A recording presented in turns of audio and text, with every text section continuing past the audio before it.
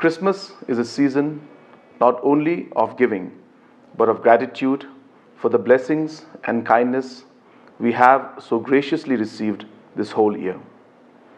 While the challenges of the pandemic and our battle against the COVID-19 crisis is still not over, I believe our prayers were answered with the COVID vaccine, and for this, I'd like to specially thank our scientists, experts in the medical field, and contributors that aided the development of the vaccine, and the countless frontline workers for their persistent commitment to get everyone vaccinated.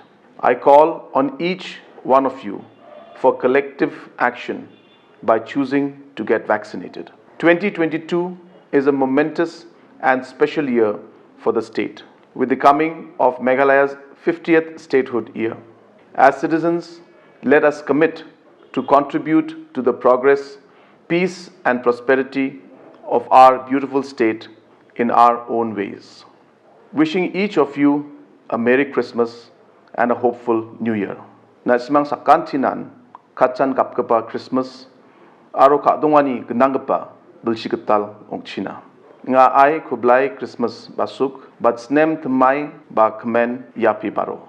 Thank you, Matela, Khublei, and Jai Hind.